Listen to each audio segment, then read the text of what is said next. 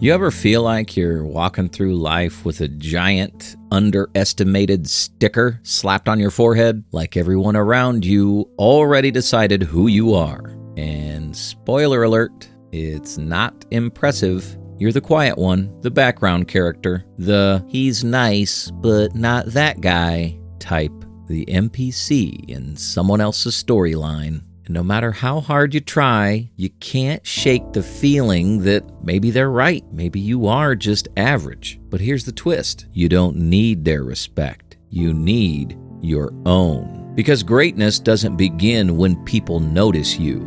It begins when you show up before anyone's watching. And nobody lives this truth better than Hajime Ippo, a kid who got punched by life, literally, and still kept showing up.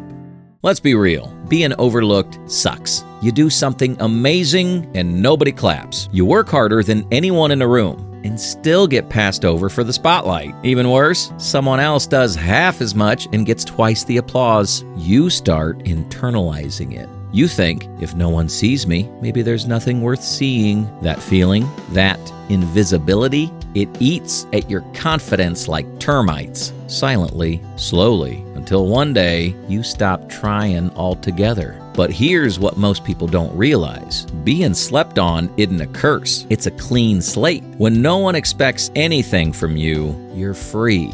Free from the pressure to perform.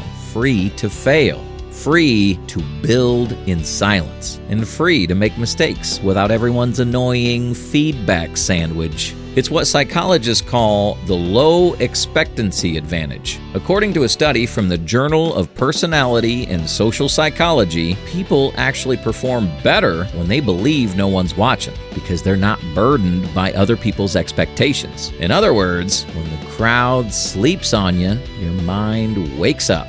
Think back to Ippo's first real training arc. Before the matches, before the newspaper headlines, there's just this quiet kid in a dusty gym, fumbling with hand wraps. Everyone in the Kamigawa gym thought he was a joke. Too soft, too nice, too slow. Basically, a walking participation trophy. But Ippo wasn't there for applause. He was there because he wanted to know if he could be more. Then there's this moment, episode 2. He's practicing punches alone after hours, drenched in sweat, with Coach Kamigawa watching from the shadows. And the coach says nothing because even he doesn't believe in the kid yet. But Ippo doesn't stop. He keeps punching because it's not about what anyone else sees. It's about what he's starting to see. You've been there, haven't you? Staying up late, working on your art, your side hustle, your fitness, while everyone else is partying, posting, or pretending. And somewhere deep inside, a voice whispers, "What's the point? No one even cares." And your brain's like, "Cool, let's spiral now." Great timing. But that voice is lying. Because those silent, unglamorous reps, they're not wasted. They're building something the world hasn't earned the right to see yet. Here's the truth nobody tells you. You don't rise to greatness because of the spotlight. You rise in spite of its absence. The darkness, that's not where your potential dies. That's where it's forged. So the next time you feel overlooked, good. Let them sleep. Let them scroll. Let them doubt.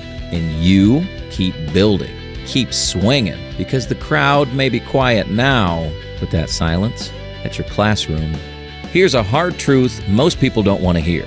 If you're only grinding when people are watching, you're not grinding. You're performing. Cue the imaginary applause and performance anxiety. Real growth, it happens when the room is empty, when there's no one to impress, only someone to become. Ever post something you were proud of and silence? Not a like, not a comment, just the algorithm ghosting you harder than your last situationship. Or worse, put in weeks of work on something big and your friends barely acknowledge it. No applause, no, "Yo, that's dope." Just a quick scroll past your progress. You tell yourself it shouldn't matter. But let's be real, it stings. Because deep down, you're hoping someone will say, "I see you, you're killing it." But what if they never do? What if nobody shows up to clap for you?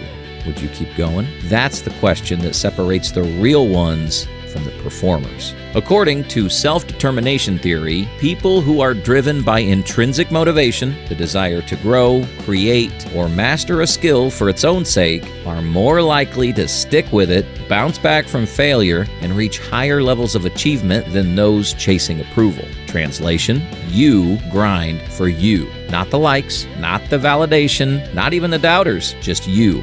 Let's talk about episode 3. Ippo, fresh off his first taste of boxing, is thrown into the fire. Kamigawa gives him a ridiculous task: catch 10 falling leaves midair with boxing gloves. Sounds simple, right? Wrong. He fails over and over and over. Nobody's watching. There's no crowd, no music, no dramatic lighting, just a kid in the woods chasing leaves like a maniac. But here's what's wild. The camera shows him sweating, running, failing, grinning. Because even though he hasn't caught a single leaf yet, he's falling in love with the process. That's you staying up late watching tutorials no one will ever see. That's you trying to get your first pull-up, your first sail, your first beat to hit. It's messy. It's slow. You probably look ridiculous, but that's the point. And maybe your progress feels invisible. But every rep, every draft, every awkward attempt, it's stacking.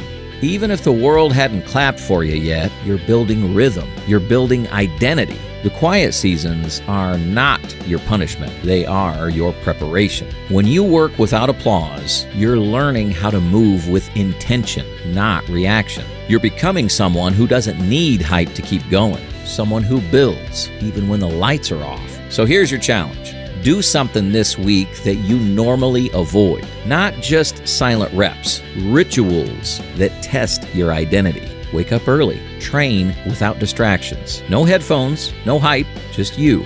Finish something and don't post about it. Make the grind sacred, not performative. Because when the ritual becomes real, so do you. Some people talk loud, others walk loud. But the most dangerous ones, they don't need to say anything. You just feel them. It's like their aura walked in first, looked around and whispered, "Yeah, we're not here to play." That's called quiet power. And you can build it without fame, followers, or flexing. You ever walk into a room and immediately shrink? Like you can feel who the loudest person is, the one cracking jokes, commanding attention, dominating the space, and you're just over here trying to figure out where to put your hands so you don't look like an extra from a mannequin factory. Yeah, that feeling. It's easy to think that guy is the powerful one, the one everyone notices, but that's not real presence. That's volume.